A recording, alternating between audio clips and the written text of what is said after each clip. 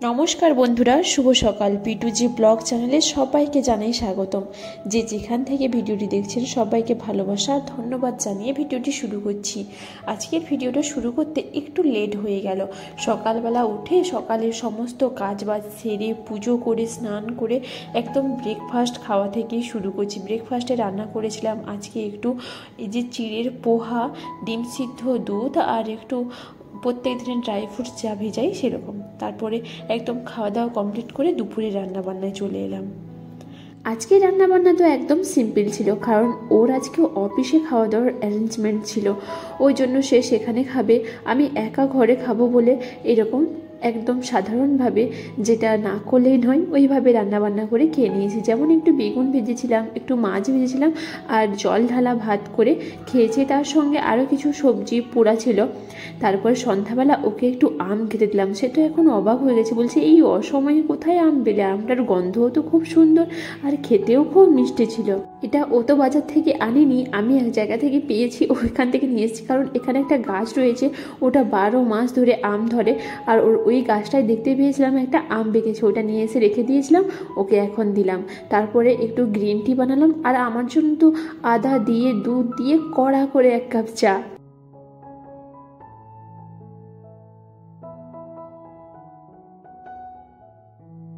আমি তো চা খেতে ভীষণ ভালোবাসি। বিয়ের আগে তো আমি প্রত্যেক দিন চা খেতাম, এখন তো তাও একটু কমেছে, কারণ ও খেতে চায় না, একার জন্য করতে ভালো লাগে না। যেদিন আমার খুব ইচ্ছা করে ওর জন্য একটু গ্রিন টি করে দিই, কারণ একা একা খেতেও ভালো লাগে না।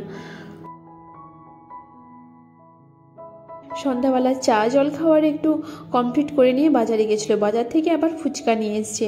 তারপরে গ্রসারির কিছু জিনিসপত্র ছিল না, ওইগুলো নিয়ে এসছে, একটু বাদাম ভাজা, মটর ভাজা, ওইসব নিয়ে এসছে, সবজি, আবার চিকেনও নিয়ে এসছে।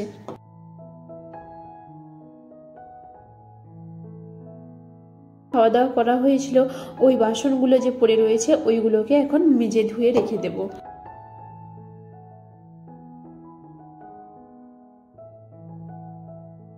সারাদিন যে আমাদের কতবার করে বাসন ধোয়ার পালা পড়ে তার কোনো ঠিক নেই।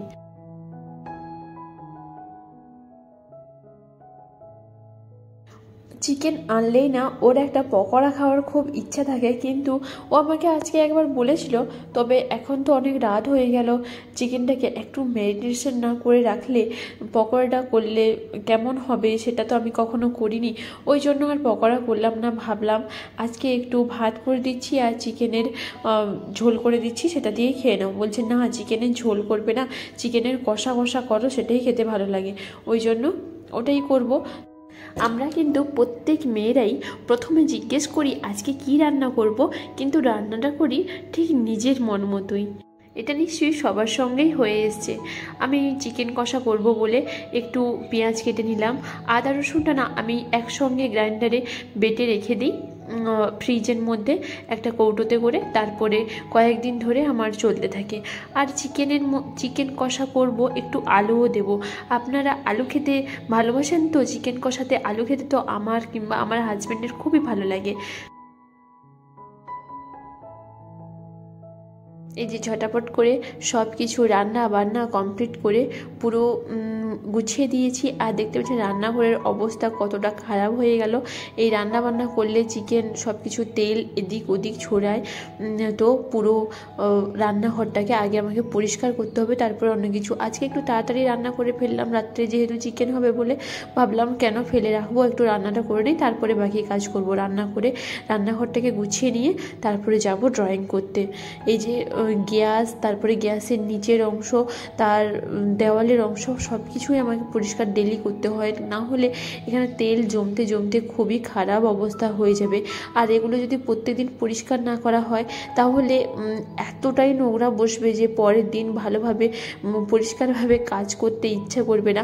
আর রান্নাঘর যদি পরিষ্কার পরিচ্ছন্ন না থাকে তো তাহলে কোনো কাজই ভালো লাগে না। আমি বড়দের মুখে শুনেছি রান্নাঘরে নাকি ভগবানের বাস, রান্নাঘরে লক্ষ্মীর বাস। তো রান্নাঘর যদি পরিষ্কার পরিচ্ছন্ন সুন্দরভাবে গুছিয়ে রাখা যায় তাহলে সংসারের সুখ শান্তি বজায় থাকে। তারপরে আমি চলে এলাম রান্নাঘরে কাজবাজ কমপ্লিট করে নিয়ে ড্রয়িং করতে। শুধু রান্নাঘর নয়, প্রত্যেকটা জায়গা যেখানে আমরা কাজ করি প্রত্যেকটা জায়গা গোছানো সাজানো থাকলে কাজে মনোযোগ ভালোভাবেই হয়। তো আমি ড্রয়িং করেছিলাম, ওই ড্রয়িংটা না একটা বিশাল বড় ভুল হয়ে গেছে। আর এটা এডিট করে আপলোড করার পর আমি জানতে পারলাম, যখন একটা বন্ধু আমাকে কমেন্ট করে বলল যে আমার ড্রয়িংয়ের একটু ইনকমপ্লিট থেকে গেছে। তো আমার তখন খুবই মন খারাপ লাগছিল, ড্রয়িংটা যেহেতু আপলোড হয়ে গেছে তারপরে কি কোন জায়গাটা ইনকমপ্লিট রয়েছে সেটা তো আপনারা দেখেই বুঝতে পারছেন। তো আমি যে রিং লাইটটা কিনেছিলাম না, রিং লাইটের এই বাক্সটা ফেলে দিইনি, এই বাক্সর মধ্যে আমি প্রত্যেকদিন যে ড্রয়িংগুলো করি ওখানেই গুছিয়ে রেখে দিই। তারপরে ড্রয়িং টেবিলটাকে একটু পরিষ্কার করে নেব, তারপরে আমি ড্রয়িং করতে শুরু করব। তো আজকের ভিডিওটা আর বড় করছি না, এখন আমি ড্রয়িং করব, তারপরে খাওয়া দাওয়া করে এইভাবেই তো আজকের দিনটা কমপ্লিট হয়ে যাবে। যদি ভালো লাগে তাহলে একটা লাইক করে দেবেন। আমাদের চ্যানেলে যদি প্রথমবার হন চ্যানেলটিকে সাবস্ক্রাইব করে পাশে থাকবেন।